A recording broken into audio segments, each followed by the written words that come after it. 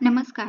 आजच्या व्हिडिओमध्ये मी तुम्हाला श्री गुरुचरित्र पारायण कसे करावे, कोणते नियम पाळावेत, कोणत्या अटी पाळाव्यात, रोज किती अध्याय वाचावे याबद्दल माहिती सांगणार आहे. पण त्याआधी तुम्ही चॅनलवरती नवीन असाल तर चॅनलला लाईक करा आणि सबस्क्राईब देखील करा. कमेंटमध्ये श्री स्वामी समर्थ किंवा दिगंबरा दिगंबरा श्रीपाद वल्लभ दिगंबरा लिहायला विसरू नका. मार्गशीर्ष पौर्णिमेच्या दिवशी मृग नक्षत्रावर सायंकाळी दत्तांचा जन्म झाला, म्हणून ज्या दिवशी दत्तांचा जन्म असतो तो दिवस सर्व क्षेत्रात साजरा केला जातो. पूर्वीच्या काळी भूतलावर स्थूल व सूक्ष्म स्वरूपात असुरी शक्ती मोठ्या प्रमाणावर वाढल्या होत्या. त्यांना दैत्य म्हटलं जात असत. देवगणाने त्या असुरी शक्तींना नष्ट करण्यासाठी केलेले प्रयत्न असफल झाले. तेव्हा ब्रह्मदेवाच्या आदेशानुसार वेगवेगळ्या ठिकाणी वेगवेगळ्या रूपात दत्त देवतेला अवतार घ्यावा लागला. त्यानंतर दैत्य नष्ट झाले. तो दिवस दत्त जयंती म्हणून साजरा केला जातो. दत्त जयंतीला दत्त तत्व हे पृथ्वी तलावावर नेहमीच्या तुलनेत 1000 पटीने कार्यरत असते. या दिवशी दत्ताची मनोभावे उपासना केल्यास दत्त तत्वाचा जास्तीत जास्त लाभ मिळण्यास मदत होते. श्री गुरुचरित्र या ग्रंथाविषयी थोडक्यात माहिती पाहूया. श्री गुरुचरित्र इसवी सनाच्या 14व्या शतकात श्री नरसिंह सरस्वती यांचे दिव्य व अद्भुत चरित्र विवरण करणारा हा ग्रंथ श्री गुरूंच्या शिष्य परंपरेखाली श्री सरस्वती गंगाधर यांनी 15व्या शतकात लिहिला. श्री गुरुचरित्र हा ग्रंथ अत्यंत प्रासादिक आहे. संकल्पपूर्तीसाठी श्री गुरुचरित्र वाचनाची पद्धती आहे. त्याचप्रमाणे वाचन पारायण व्हावे. स्वतः गुरुचरित्रकार म्हणतात, या ग्रंथाला पवित्र वेस म्हणतात, म्हणून या ग्रंथाचे पारायण कठोर नियमाने करावे. याचे नियम या ग्रंथातच लिहिलेले आहेत. हा ग्रंथ 7 दिवसांच्या सप्ताहात किंवा 3 दिवसातच पूर्ण करावा असाही नियम आहे.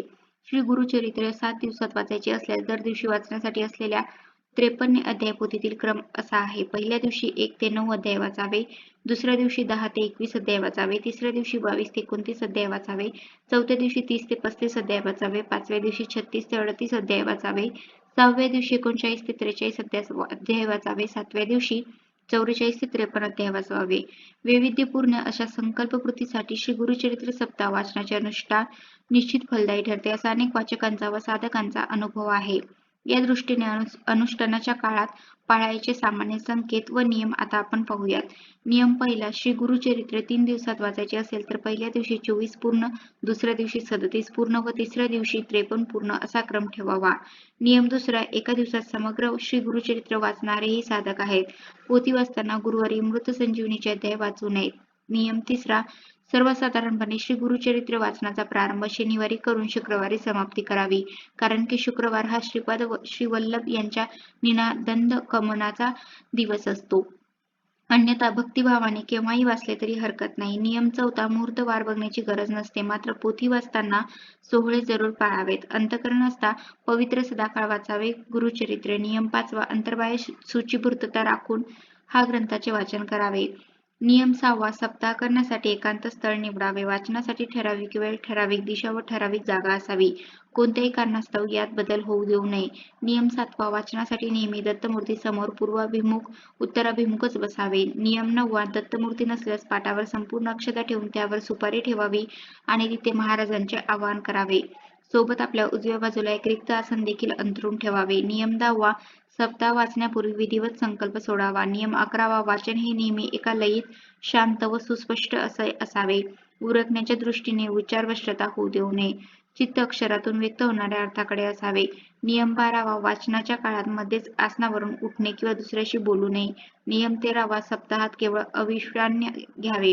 अविषान्य म्हणजे दूध, भात, मीठ, तिखट, आंबट, दही, ताक वर्ज्य करावे. साखर घ्यावी, गूळ घेऊ नये. गव्हाची पोळी म्हणजे चपाती, तूप, साखर घेता येते.